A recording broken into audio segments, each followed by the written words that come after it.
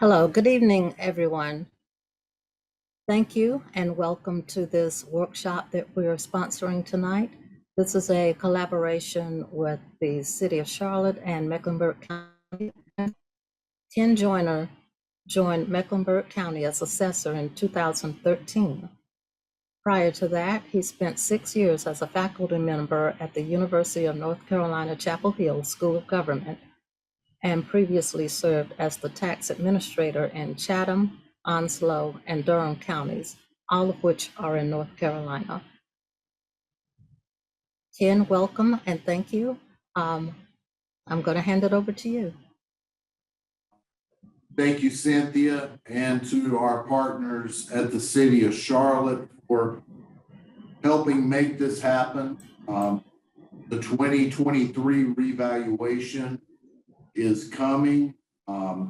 We are quickly approaching 2023, and we have some really important information tonight to share. So I think this is a great opportunity for the city and the county to partner.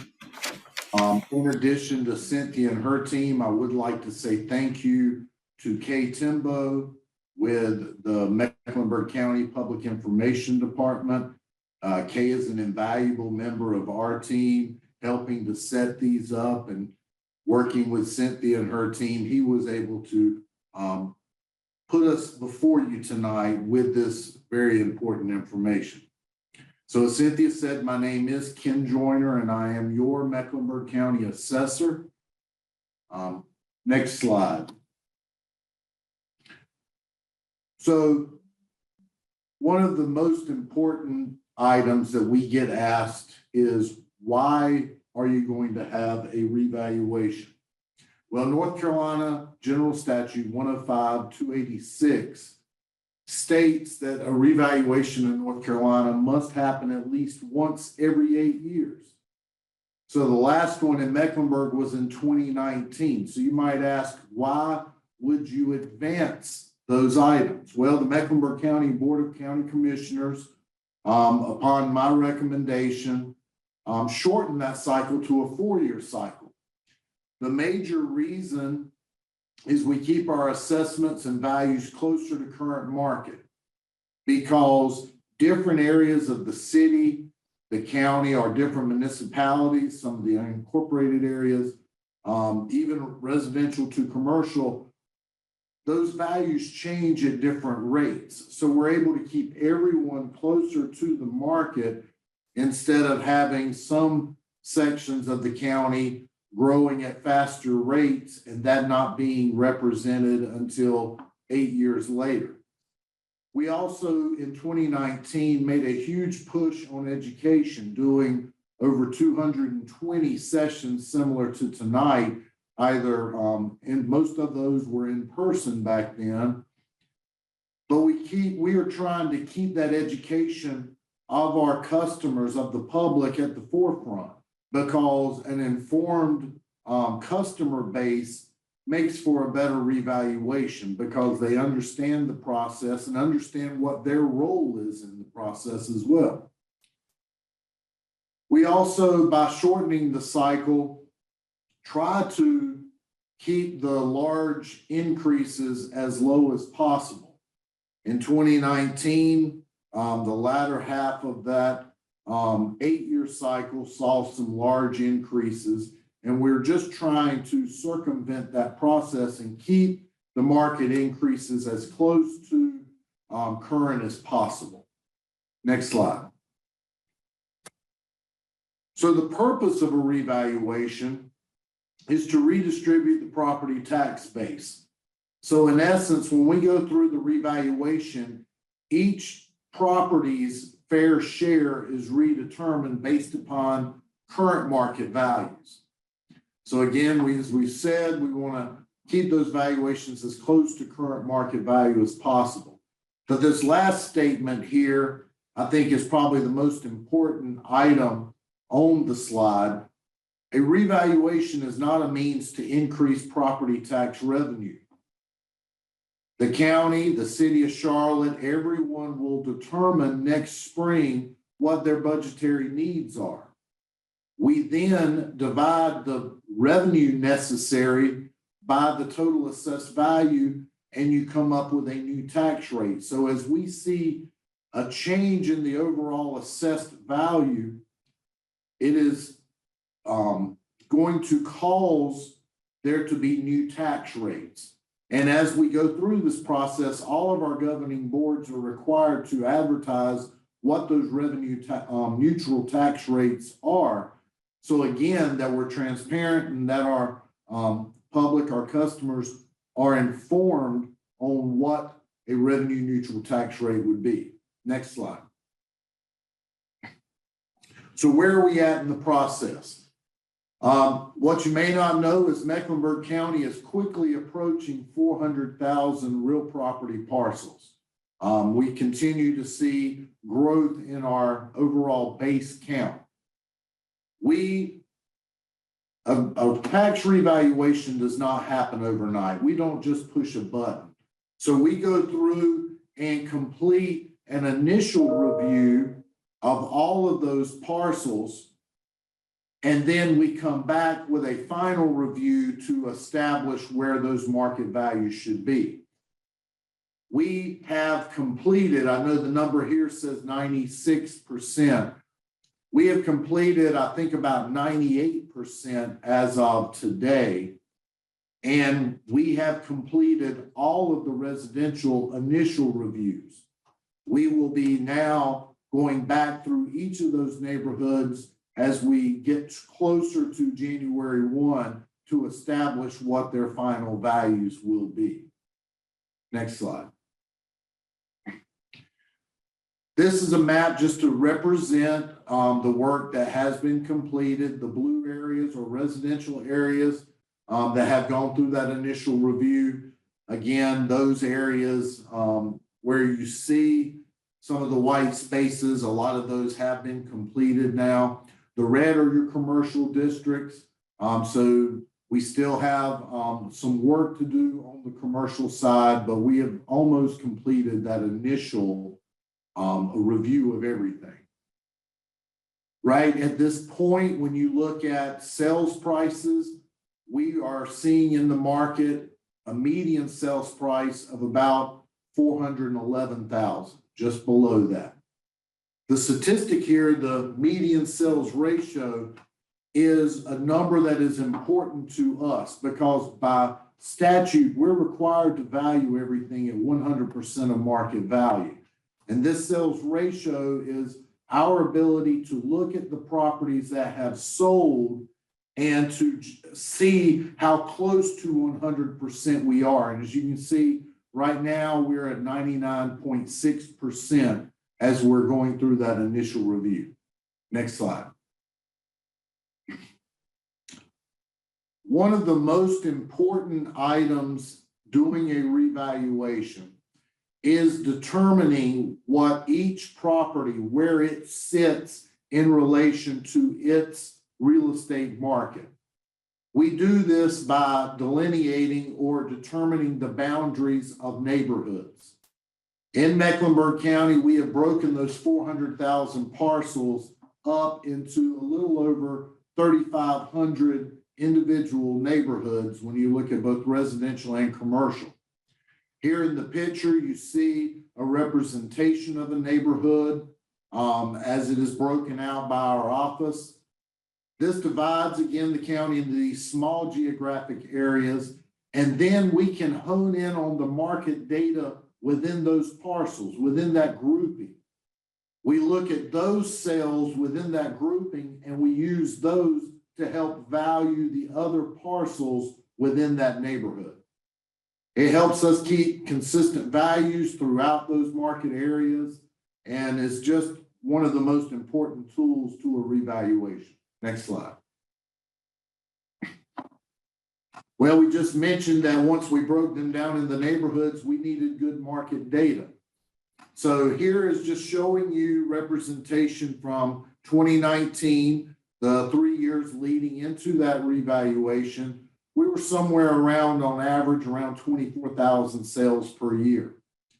Fast forward to our new market, looking at the 2023 base, And you can see 25 in 2020, 27 in 2021, which was the most sales in a single year that we have seen in the Mecklenburg market.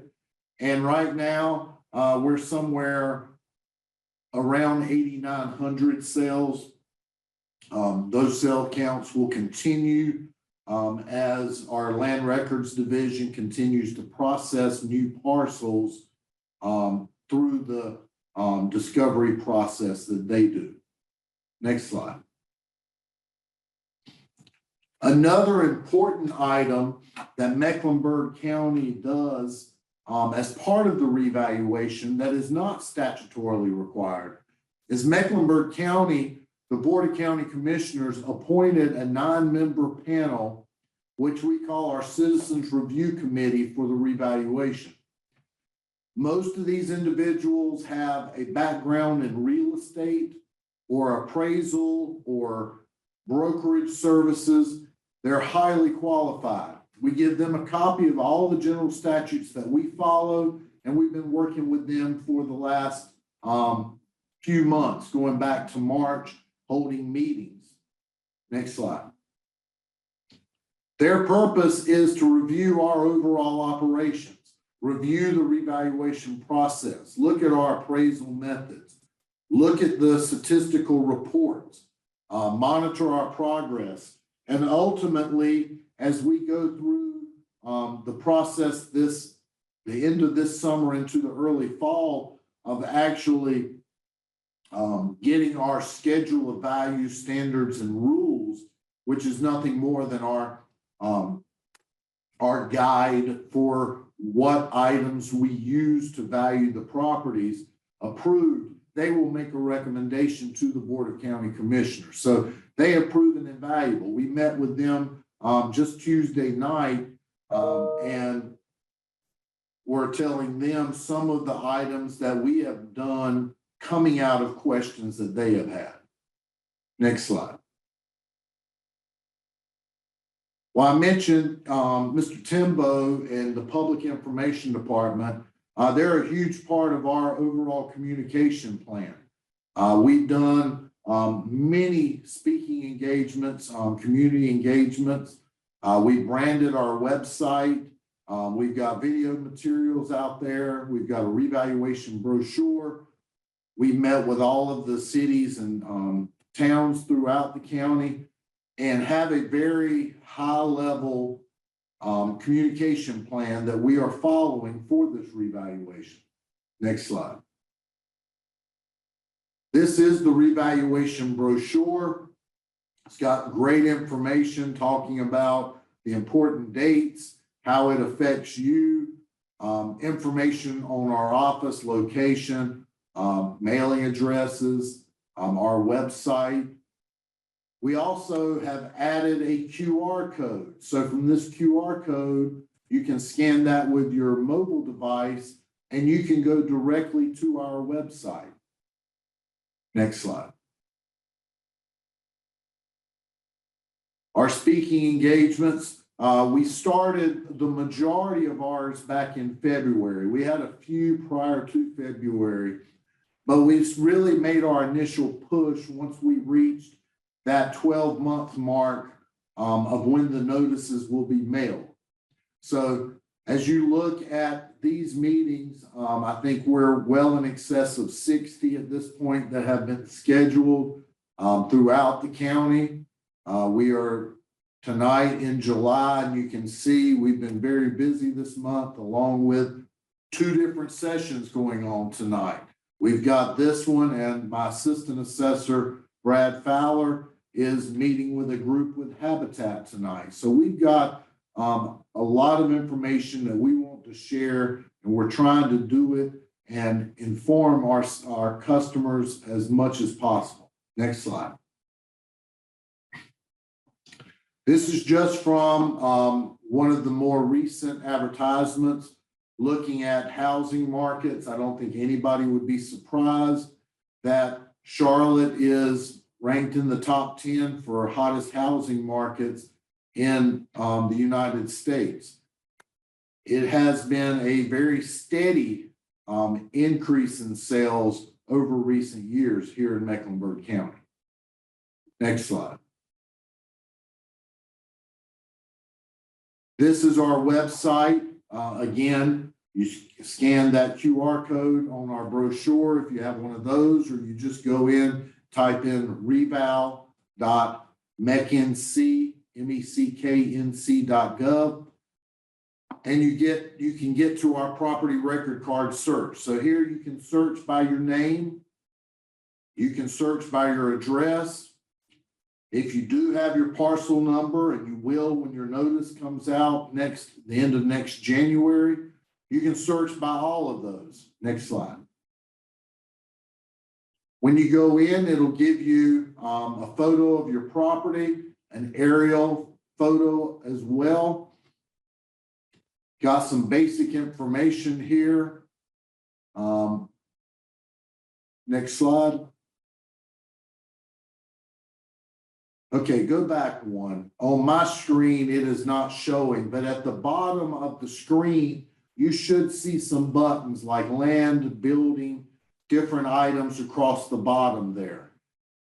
The most important one to me, as someone wanting to understand how my property is being valued, is the button called Comper. Comper is a tool that we have that provides the sales that we are looking at within your neighborhood available to you so that you can look at and compare with your property. Next slide.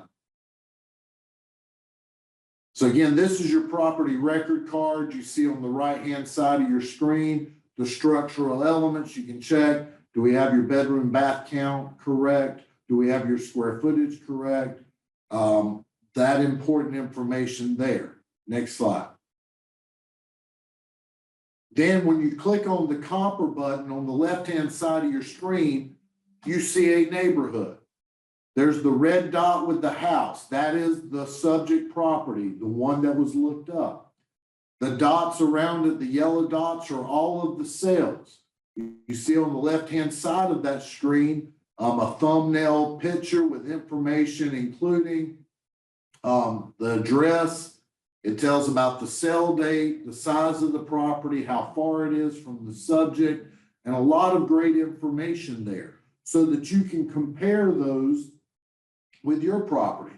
You see that on the right. 2 properties were chosen. You see the subject, you see comp 1, comp 2, and it provides a comparison across that grid of those comparable items.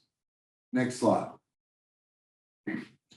You can save that as a PDF, and you can provide that information to us if you believe we have something wrong, or there are properties in your neighborhood that you believe are more comparable than maybe some that we have chosen. Next slide. Next, we talk about our Modria tool. It's a strange name, but that is actually the name of the company. It is an online portal off of our website, off of our property record card, where you can actually communicate with our office. That PDF that we just discussed, when you log into Modria and create your account, you can provide to us that PDF. You can chat with our office and provide why those are more comparable properties than maybe others in the neighborhood. If you're in a neighborhood that has multiple levels of remodeling, homes that were built circa 1950, some have been remodeled to current standards, some maybe they're 10 or 12, 15 years past their last remodel. Maybe some were done back in the 80s or 90s, and some of them may have never been remodeled. So it's important for us to understand what the proper level of depreciation is for your home. So you can send us pictures. If you got a recent appraisal, you can send it in. If you've got an engineer's report, maybe you've got some structural damage to your foundation with an older home, all of that information can be provided through the portal, and we will communicate back and forth with you and see if we are able to make adjustments based upon that information that you provide. Next slide. So it's always, as your county assessor, incumbent upon me to provide during these sessions information about the available property tax relief that are items that we can provide. These are statewide programs. They're established by the North Carolina House and Senate, part of that General Assembly. And these items are the same in Cabarrus County to Mecklenburg County to Union County to Gaston County. They're the same across the state. Next slide. The first one we want to discuss is by statute called our elderly or disabled exclusion. Under this exclusion, the larger of 25,000 or 50% of the value can be excluded from taxation if the owner, it was the January 1 owner, they are a resident of North Carolina, they're either 65 years of age or older, or totally and permanently disabled. There is an income requirement with this program.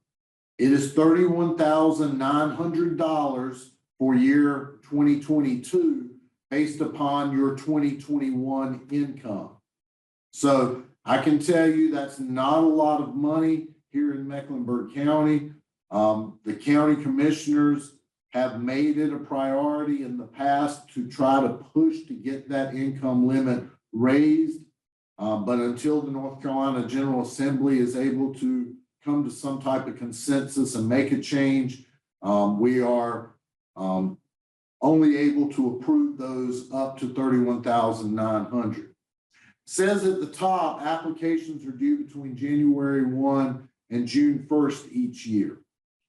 That is the dates that, as your county assessor, I'm able to approve those.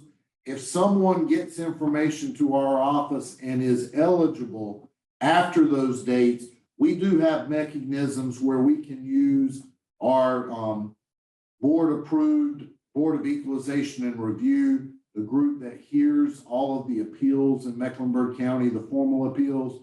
We can utilize their statutory ability to approve someone up through December 31st, as long as we have an application by December 31st. Next slide. Another program that we'd like to discuss is the Disabled Veterans Homestead Exclusion. Again, you have to be the January 1 owner, must be a North Carolina resident. This one, you must have been an honorably discharged veteran, 100% disabled, service related, and received benefits for specially adapted housing. There is no age or income requirement, and this exclusion excludes the first $45,000 of assessed value. Again, not a huge amount, but it's my understanding over the years that this exclusion is to help alleviate those specially adapted housing costs so that someone is not having to pay for those special adaptations. Next slide. Before I get into the calendar, I am going to mention one additional program that is not through my office, but I think it's important tonight with the group that we discuss it, and it is the HOMES program. The HOMES program is run through the Department of Community Resources, and it is headquartered out of the Community Resource Center, the CRC, over at Valerie C. Woodard. With this program, there is no age requirement, there is an income requirement, but individuals at any age are able to work with them, and I believe you can get a grant to help with your taxes each year of around up to $340. So Again, it's another program that is important. So as we look at the calendar of events, right now we're in the middle of the community engagement and the Citizens Review Committee. We will be finalizing the values somewhere in December. We expect to mail notices the last week of January, which will kick off our informal review period. During these informal reviews, that's where you're using Modria and you're able to work directly with my office. But we don't require just someone who has tech savviness or has the ability to do that. We also take phone calls. You will receive applications to appeal. You can mail it back into us. You can come visit my office over at 3205 Freedom Drive, Suite 3500, over at the Valerie C. Woodard Center, and we will ensure that we can get an appraiser to work with you that day. So we want to be available to our customers any way we can. In May, the formal appeal period application process ends. We don't have that final date yet, but between the time the notice is going out and May, we will allow people to file for the formal appeals. If you are still in an informal discussion and that has not been finalized, you can wait until the conclusion of that process to determine if you're going to file for the formal Board of Equalization and Review period, even if it is after May. And then the values that we're establishing will be used for the first time, and it should say fiscal year 24, but they will be on the bills that are mailed in July of 2023 that will so that means that the bills this summer that are coming out later this month will still use the market basis of 2019. Next slide. So that is my presentation for tonight and would love to field your questions.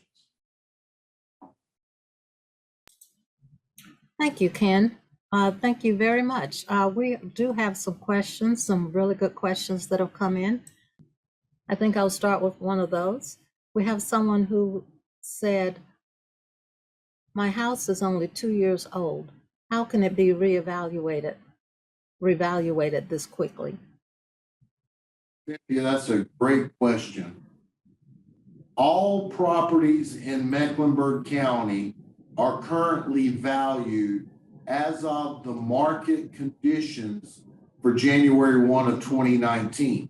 That includes properties built 100 years ago and properties that have been built since January 1 of 2019. We use that market data to value even the new construction so that everybody is on a level playing field. So a house that was just recently built is still being valued as if it were at this point almost 4 years old. So when we update the values, we will update that individual property along with the others in its neighborhood based upon recent sales, which may include the sale of that property when it was purchased 2 years ago.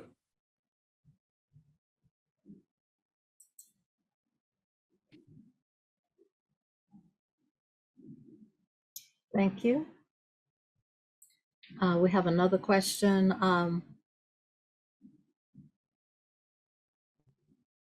Do taxes normally pay a portion of road, sewer, or storm drain maintenance and repair?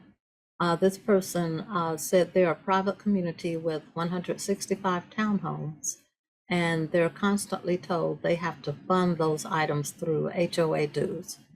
Their infrastructure is aging, and it's becoming costly to them. I believe that if you are within a municipality in North Carolina, there may be some of your property taxes that are going towards the roads.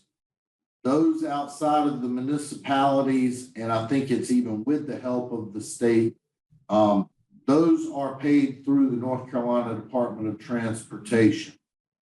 I have lived in a homeowners association where we had to do road maintenance, and I do understand how difficult that can be and how expensive that it can be.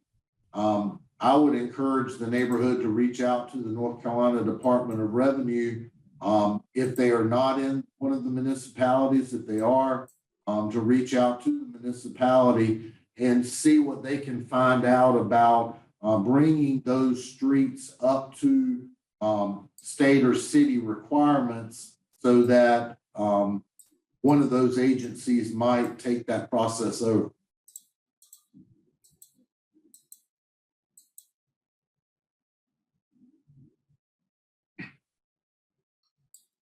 Okay, thank you for that.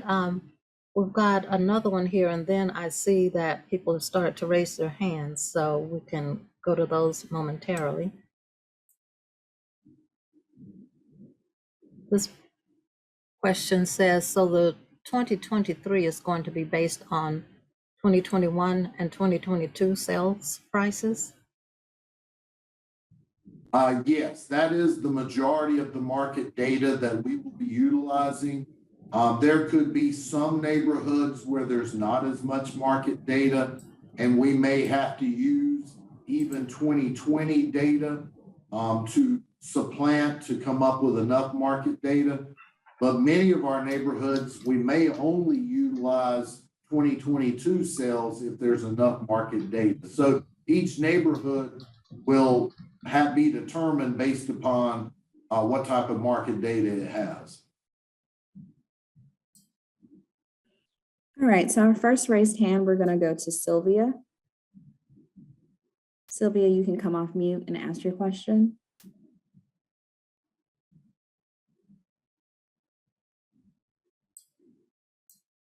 Sylvia, are you there?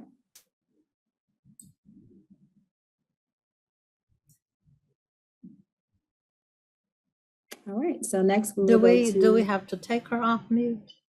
No, they're able Okay. to come off mute themselves. So Sylvia, are you there? There she is. Older neighborhoods that were built 40 years ago, what are they compared to for market price? All neighborhoods are, when we're talking a 40-year-old neighborhood, we would look at the sales within that neighborhood to establish what people are paying within that neighborhood. So we don't compare neighborhoods with other properties in other parts of the county. So we would limit our market data to the neighborhood where your property is. So if they are all 40-year-old homes, we would be establishing from those recent transactions what level the market is paying to purchase those properties. Thank you. Thank you. Great question. All right, next we will go to Austin. Hey guys, can you hear me? Yes, we can. Hi, thank you so much. So I know Mecklenburg County waited 8 years between 2019 and 2011 and 2019 to reevaluate, and homes obviously are worth a lot more in 2019 than 2011. And then some of those bills that people were paying skyrocketed up 300%. It was much worse in areas of gentrification. So are we expecting certain areas in Mecklenburg County to go up again, since I'm not if it has been reevaluated in 2019, correct me, but 3 years still with a lot of people moving in is gonna obviously shift that. And if so, where is the certain areas going up? What do you project right now, just so homeowners are aware what their bill could look like? Great question, Austin. Just one point of clarification. Between 2011 and 2019, Mecklenburg County went through a statutory review process where we had my office, when I was brought in to lead the county through that process. We had an outside vendor that looked at the county's original value and what they determined to be that original value. So there was from about 2014 through 2017 where the county was working on that process. It was my recommendation from day one that we go to a shorter cycle to try to alleviate those large increases. But unfortunately, with that review, it did leave the county with that large 8-year swing that, the market forces and changes between 2011 and 2019 were quite substantial. So as we go from 2019 to 2023, I believe that there will be neighborhoods that will see larger increases than what the average will be. I think at this point, it's too early to try to give an exact percentage to what those increases will be. But I can tell you that there are going to be some substantial increases. Now, as we mentioned during the presentation, each governing board will establish a new tax rate based upon the new value. So I think it's always important for people to understand that if your jurisdiction does lower their rate to or near a revenue neutral rate, if your value increase is at or below the median increase, you should be looking at either a small increase or potentially even a decrease in your taxes as you go through that process. But if your property increases at a rate that is at or significantly higher, you most likely would see an increase. I can't sit here today and tell you the 300% that you gave, Austin, and I'm sure that's an accurate number. I just can't sit here and tell you specifically that there were where the 300% increase pockets were, but that was an increase in their value. Hopefully their taxes were not at that same level. And then real quick, just to follow up with that question, I know at the end of the day, some individuals are going to be watching this or trying to get information exactly, what they're going to be looking like when it does come around to that new number. Obviously, I think what you said before, you have surveyed a lot of the area, looking at Mecklenburg County as a whole, kind of going in and finding out kind of what is different and what is going to be looked at. I'm sure there is data available, right? Like I'm not sure if you have it in front of you, but if there's data available that shows what areas could be impacted the most or see the big enough change, especially as we're seeing gentrification all across the Queen City and all across Mecklenburg County, is that data going to become available prior to that January date when they're going to have those new taxes and numbers rolled out? Well, that's kind of a two-part. As we go through the approval of that schedule of value standards and rules through the summer, we will be making public some information at that point as we completed the initial review. I'm not sure exactly when that's going to come out, but we also expect to share at our meetings as data, as we continue our community meetings, we will start trying to give the best estimates that we can, because we don't want people to open up their notice and for the first time find out the values are increasing at X level. So we will be sharing that information as much as possible and as soon as possible as we go through the process. Now, you mentioned values and taxes.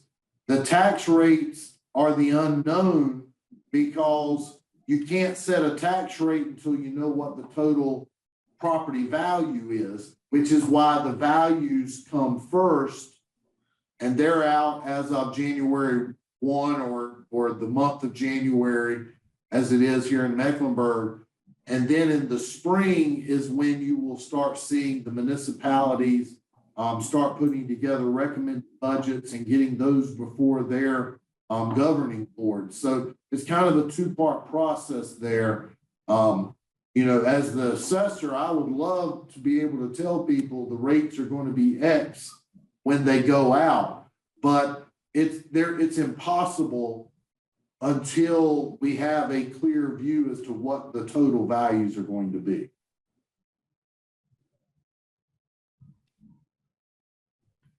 All right, so next we will go to Mary. Mary, you can come off mute.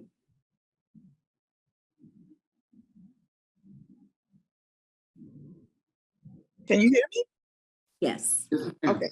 I'm trying to kind of define exactly how you evaluate according to neighborhood, because is it according to, say, my neighborhood is called Yorkwood, and we might have another neighborhood beside mine that's another name.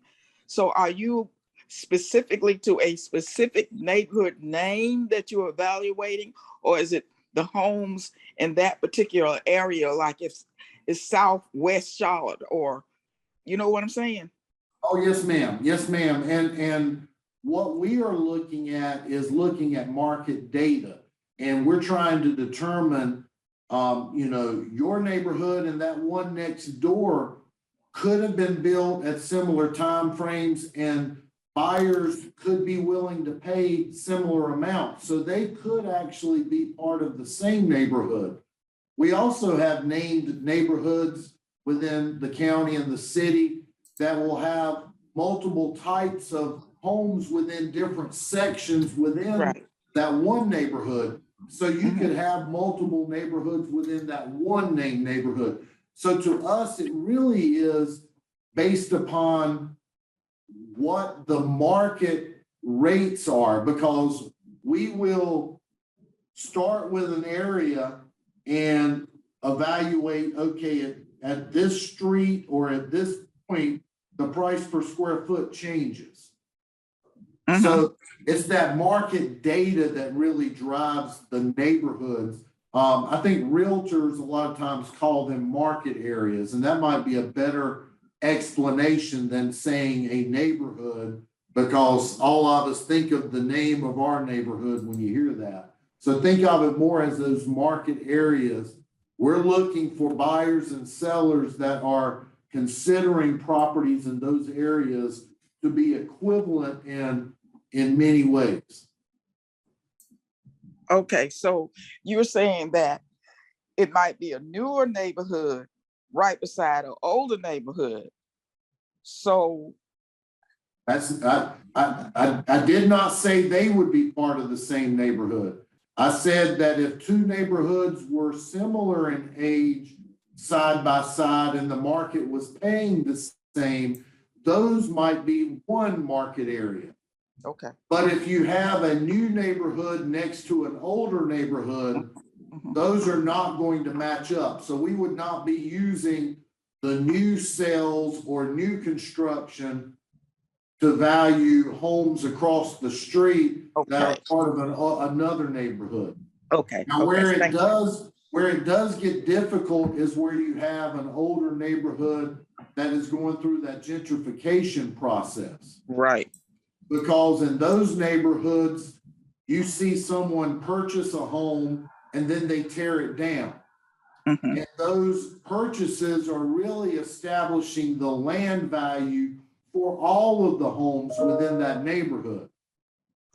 Where we have to be careful, and this is where it's really important to have great communication between my office and the owners in that neighborhood, is the new properties are not really going to have a lot of depreciation. They're brand new. We've got to make sure that we depreciate those older homes to a level that we're not putting too much value to them. We also have to look if homes within that neighborhood, 2,000 square feet and smaller, are being torn down. that improvement adds no value to the land. So we have to really work in those neighborhoods, and we try to determine at what square footage are people renovating properties versus tearing them down. And we have to ensure that we're depreciating additional value away from those homes so that only the value of the improvement that is truly adding value to the land is appraised. Okay. Okay, thank you. Great question. I see that we have some hands up. Both of those folks have had a chance to ask a question or two. So if you all will be patient with me, I'd like to go to the Q&A and get some of those. For homes that were sold in 2021 and 2022 that have already received an increase in tax value, will their homes be revaluated in 2023? Okay. The values of those properties, unless they have been renovated or new construction, their value from 2019 should be their current value. We do not go back and revalue properties.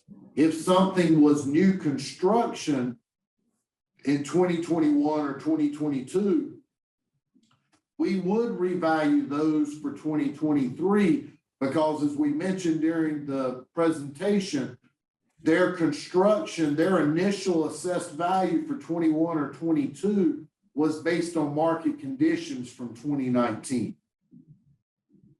Okay. We have someone who's curious to know how COVID affected commercial property values. Well, I think that we have seen an increase in vacancy rates in many parts of the county, but we've also seen the rents in most of our markets continue to increase. We've seen the emergence, to me, the emergence of the South End commercial district really take off during COVID. And we're starting to see taller buildings, and we're seeing prices down there that in many cases exceed prices of properties even in the uptown area. So again, I think the closer to center city, we're seeing some increases in value even during COVID. I'm not sure that the increases are the same as you move away from the center city. But I think as a whole, our commercial market has held up very well during the last couple of years as really the entire world has gone through the pandemic.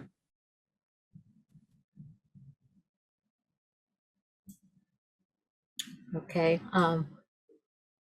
We had quite a few people curious about the cost of everything being so great these days and how that affects the revaluation. I think you've answered that one. What is considered a qualified sale? A qualified sale is what is termed an arm's length transaction. It is between a buyer and a seller that are unrelated parties. They are both looking out for their best interest. They are knowledgeable of what the property can be used for. So the seller is not under any undue stress to get rid of that property. So those qualified sales are ones that are truly sales that are representative of what is going on in each of those market areas. Great. I'm going to ask this one and then we can go back to the raised hands. How will the explosion of apartments, commercial, and outside investors buying homes cause home prices to rise in our communities and impact our property revaluations? So We'll take them one at a time. I think I heard apartments, commercial, and investors. Are those the three, Cynthia? Yes. Okay, so we'll start with apartments. Apartments are properties that are income producing. There are 3 appraisal methods, using comparable sales, the cost approach, which just looks at what it costs to build something, works best with new properties. And then there's the income approach, which looks at the income that the property will generate and then looks for the relationship between that income and what people are willing to pay for those properties. So we can, we're going to do most of those using the income approach because that's what buyers and sellers of apartments are interested in, is how much money they're going to be able to command with those properties. So right now with rents going up, apartment complexes will be increasing. I can't say at what level yet, but we should have some data as we approach the fall across many of our different segments. As far as commercial, like I said, as we see these office buildings and other commercial properties selling at higher and higher levels, it just means that the income that they can generate is going up, and we will be valuing those properties based upon, again, the income from the property and what that relationship between income and sales price for properties that have sold, that typical relationship is, so that we can value those properties. Thank you, Ken. Do you want me to cover the corporate buyers as well? Oh, I'm sorry. Yes. Okay, and the final, I think the final item in there was the corporate buyers. I think that's the one intangible that we have, we're starting to see more and more of. We had an influence of corporate buyers even prior to this revaluation. It was still emerging in Mecklenburg County, but what that has done is it brings additional buyers into the market. And in a community that has as low a supply as Mecklenburg and the Charlotte region has, when you got more buyers and supply is low, it has just actually increased the amount that people are paid. And individuals that are buying properties that are not corporate are paying on those same levels. So I think it has brought the market up significantly over the last 18 months, but the market transactions are what we are required to look at. It's just increased the buyer side, and the supply side has not come along at the same rate. Thank you, Ken. We'll go back to raised hands, and I want to point out that we're getting close to the time to end. So Sylvia, let's hear from you.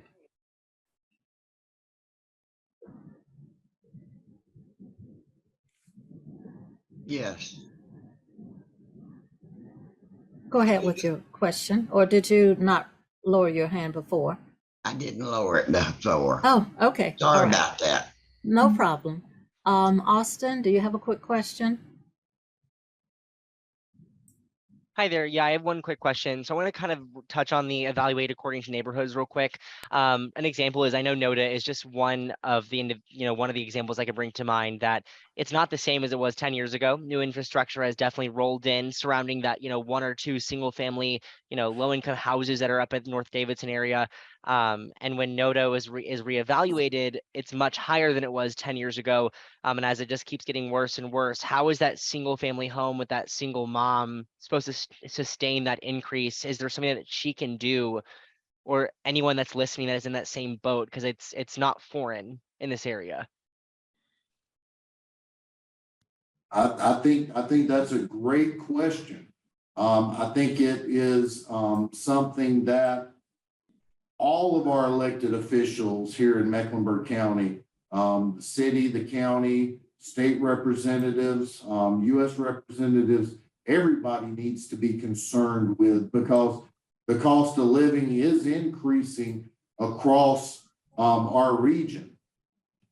The revaluation is required to value the properties and what those current values are.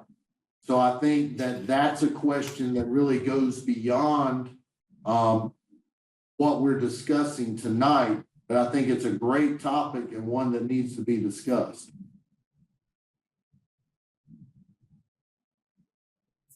Okay, thank you, Ken.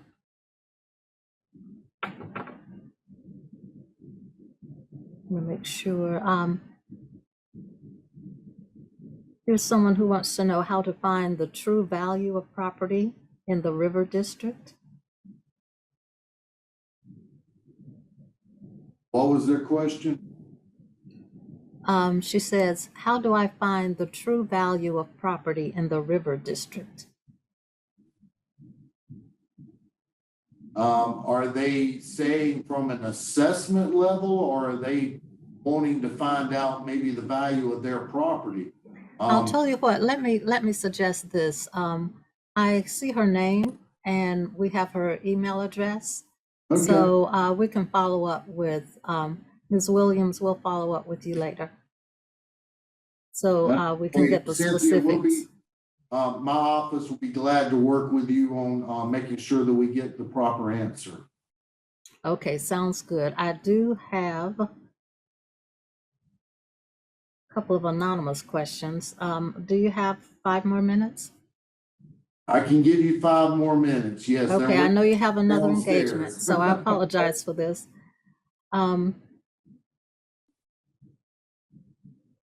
Someone asked about the revaluation website to look at their home's data. I'm going to ask Kay, can you type that into the chat if it's not already in there? Website address. Yes, I could do that. Thank problem. you. Thank you, Kay. And related to that, another question, where is the Modria portal? Modria is not currently active on the website. We are doing enhancements to make the experience better. So it will be back online prior to the notices going out, but it will be a direct link that you're led to through that process, and will clearly, those steps will be laid out. Thank you very much. Everyone, I want to thank you for tuning in. I want to thank Ken for being here to share all of this information with us. I am going to make note of those who we didn't get to in the Q&A, and we'll have someone follow up with you. So thank you for joining us. Ken, if you have any final words. I just want to thank everyone for being engaged tonight, because the revaluation is not in a vacuum. We need our customers to be involved, making sure that their structural elements, square footage, those types of things are correct. My office values 400,000 real property parcels. We're not going to get all of them right. So if you find issues, we want your value correct. So we will work with you to ensure that we can come to that fair and equitable value.